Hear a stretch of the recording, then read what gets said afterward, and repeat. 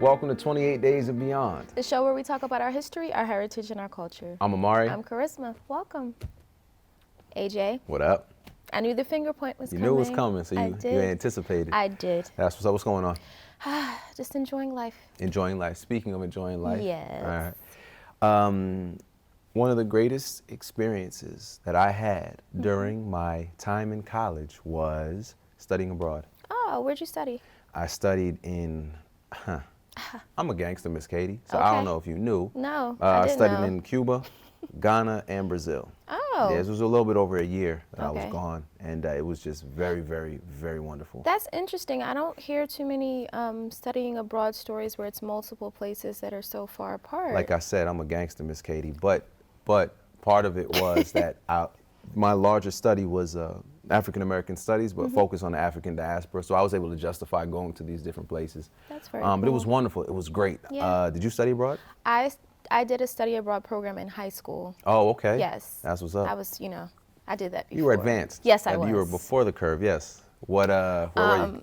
I went to France. Ah, okay. I studied French.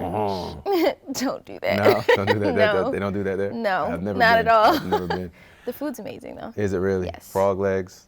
I didn't have frog. I did have snail, escargot. Escargot, because you fancy. It's drowned in butter and garlic and parsley. Fancy. Yeah, I am. Yeah, right, exactly. I'll take it. How was that, especially at that age? I'm sure that was like a very formative experience. You know what's interesting? I really enjoyed the experience, but it wasn't until I became an adult and went back that I really was able to appreciate it a lot more. Yeah. But what we did, we actually stayed with students because we had a group of students that came to America, stayed with the families here, and then we did the same thing when we went over there. Gotcha. So we stayed with actual families, went to school every day. So you were all in the mix. Yeah, I'm not going to say I stayed at school every day, but that's tangential. No, but it was a great experience, Yeah. and it's something that I think that everyone, if given the opportunity, should do. You learn a lot about yourself when you study abroad. I mean, that's one of the things that I say for really, like I said, enriching the college experience. Absolutely. You know what I mean? And that's certainly something we're going to jump into today. Yes, it is. Yeah. Our guest today is Isaiah Gabriel, and he actually had the opportunity to study abroad in Botswana. So he's coming here today to tell us all about that journey, what he learned there, what he learned about himself. Nice. And I'm excited to hear about it. Let's get into it. We're going to take a little bit of a break, but we'll be back with more 28 Days and Beyond right after this. We're back on 28 Days and Beyond, joined now by Isaiah Gabriel. Thank you for joining us. Thank you for having me. So, Botswana. Yes. That is not a country that people talk about too often when it comes to study abroad. What was the program that brought you out there? Yeah, so as an Africana Studies major, I'm required to study abroad. So I wanted to go somewhere on the continent of Africa. Right. And my study abroad advisor, his wife is a medical student, or she's in a residency, and she had the opportunity of doing service in Botswana. And also, when I was younger, growing up in my church, we had a couple from Botswana. They came to the U.S. for their undergraduate, postgrad studies, and they live back there now. They've been back for about 8 years, so. Okay. Yeah. So what was your experience like just going there, and how long did you study? So I studied for 2 months there in Gaborone, Botswana, which is the capital. It's about like less than 2 hours from like the border with South Africa. So it was my first time out of the country, so Wow. it was a great experience. Just a little boy from Philly, seeing the world. Yeah. It was a great experience. I stayed with a host family while I was there, and it was a public health program through CIEE, which is one of the study abroad like groups. Yeah. And so I got introduced to the field of public health, took classes, had tremendous fun, traveled throughout the country.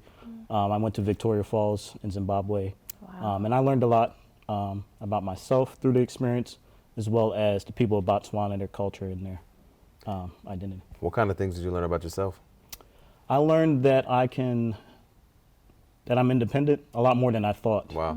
On the way to the airport, I was grateful enough to be able to fly out from Philadelphia International Airport. Yeah. My siblings, so my family is my mom, my grandmother, and I have an older brother, younger sister.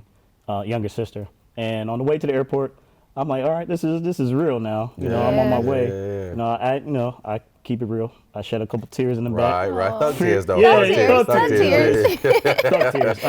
It was fear of the unknown, but once I let that out, I was like, all right, I'm good. Wow. Hugged my folks, and I was off Yeah. by myself, traveling. I flew Qatar Airways, so Yeah. their airline is amazing. Yeah, that ain't Nice. like Delta or nothing like that, right? No, Exactly. none of Yeah. that. Yeah. Yes. So, what are some of the things you learned just about the culture and the people of Botswana?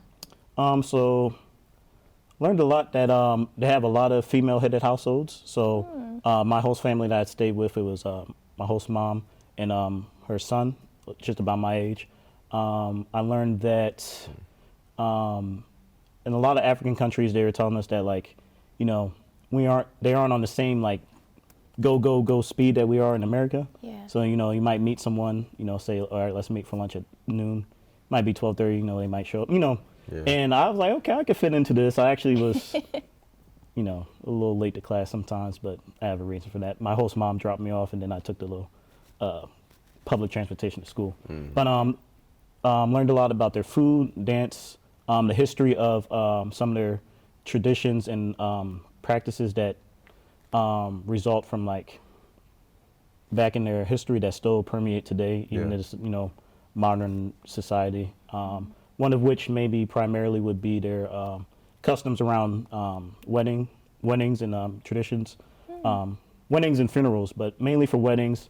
So if I was gonna marry a woman from Botswana, or if you marry anyone from Botswana, you have to get the okay from the chief of the home village that person's from.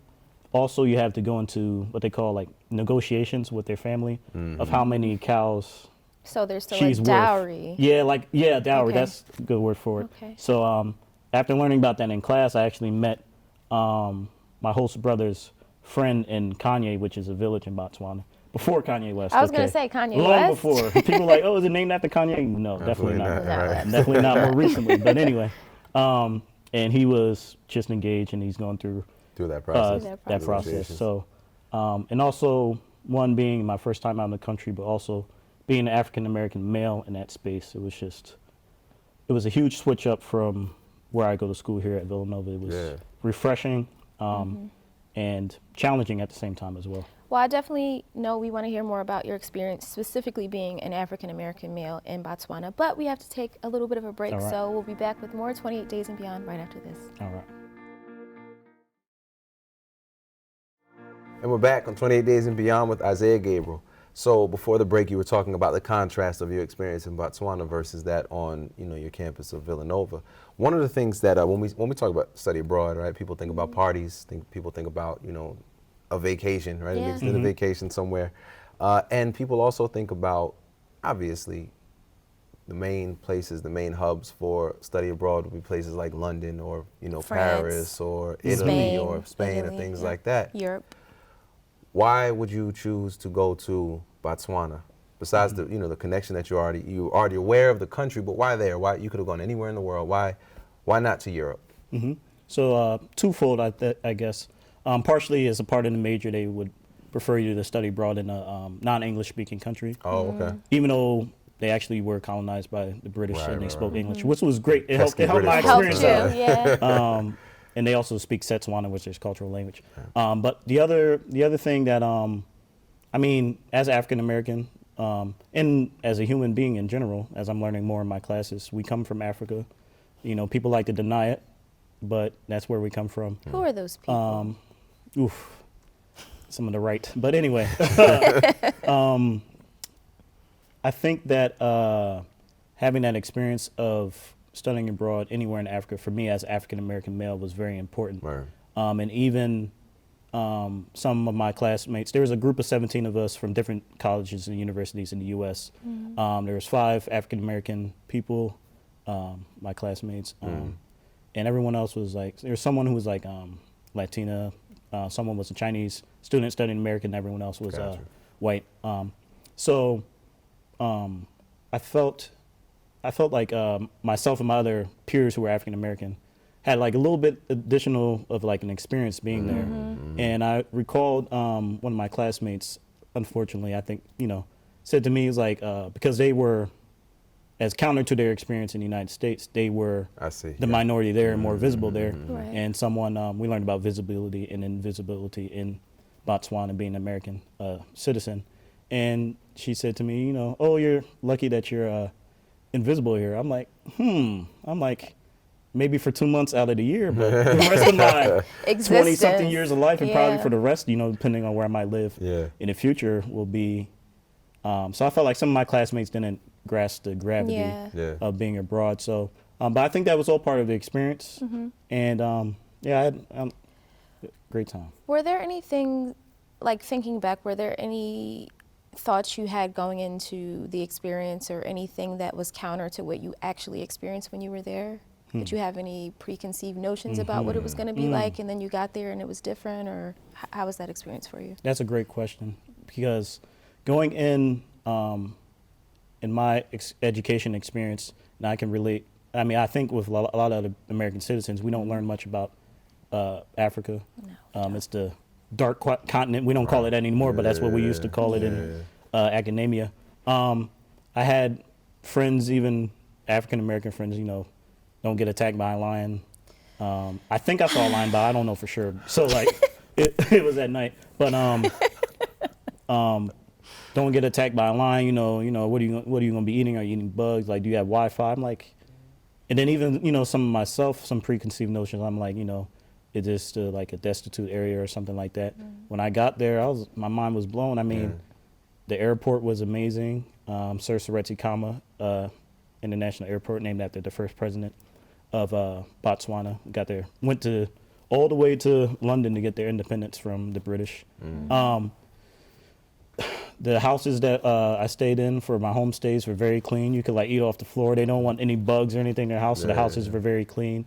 Had Wi-Fi. It was part of the agreement between like our program, and because we had homework to do. Right, exactly. But I saw very little homeless people while I was there. Wow. And that relates to their culture. If you're doing bad on your luck, you go back to your family and they'll take care of you. Yeah. So, I mean, I'm learning all those things, even as an African American, and more so like as an American, our view of Africa. Right.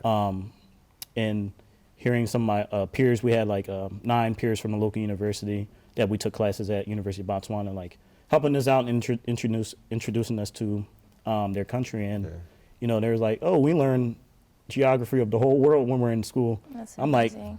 like, I was in school. They're like, Africa's there. All right, let's learn about it. Well, unfortunately, we're out of time, but thank you so much for coming here and sharing your experience. And hopefully, someone that's tuning in and listening to this will be more encouraged to explore places outside of the norm as it pertains to studying abroad. So thank you. Thank you very much for having me. I appreciate it. We'll be back with more 28 Days and Beyond right after this. And we're back on 28 Days and Beyond. Charisma. Yes. Isaiah was such an articulate young man. Yes, he had a lot to say. I mean, clearly it was a very impactful experience. One of the things I really appreciated about it, sounds like the program he was doing was actually, he said he was doing things beyond just sort of, studying. He was out in the world. He was getting to know people, how folks live. I think that's really that's really what good. The traveling abroad experience is actually supposed to be. I think a lot of people have started thinking about it in terms of just like, oh, we're overseas somewhere, so that means partying. And but it is intended to be a learning experience in a different surrounding, in a different area, where you get to learn more about another part of the world that you might not have had the opportunity to, and learn more about yourself in the process. One of the themes that comes up on this show from time to time is that of Africa being a birthright, of Black people in this country, and it really seems like he took to that. But I've said before, I agree with that. I think that's really powerful that he made the choice to go to spend time. He could have gone anywhere, but he chose to go there. It's interesting too, because something I think that you said earlier, just in terms of Africa not really being a place that people often go when they are studying abroad. I find that interesting, and I'm glad to start to finally see that it's being offered more. Like even with my traveling abroad experience and studying abroad experience, I went to France because I was studying French in school, but the only 2 offerings for studying abroad were France and Spain. There was no option to go to Africa. If there was, I absolutely would have, taken the opportunity to do so. Yeah, I mean, one of the things that Isaiah was talking about is the bias. And that also goes to university bias, the hoops that they make you jump through to be able to go. you know, to these places, you know, whether they validate, you know, these as educational experiences, things like that. So there's obviously some bias, but again, I mean, I think, you know, I've mentioned before that I have some strong views about higher education in general. Yeah. And I think that one of the best things that you can do during your time in college is to study abroad, at least for a little bit, whether it be for 2 weeks, 2 months, a semester, whatever you can, because it broadens up your worldview, and it just exposes you to things in a time in your life where, you know, you have the luxury of time more so than perhaps when you're in the world working. Yeah, I also got to reminisce about my time studying abroad. I was very homesick at one point, and they only had 2 English CDs, so I would like listen to Celine Dion's all by myself, and my room was like downstairs. It was really sad. Celine Dion, but I did enjoy the experience outside of that. On that note, this has been another episode of 28 Days and Beyond, where we talk about our history, our heritage, and our culture. We'll see you next time. Peace.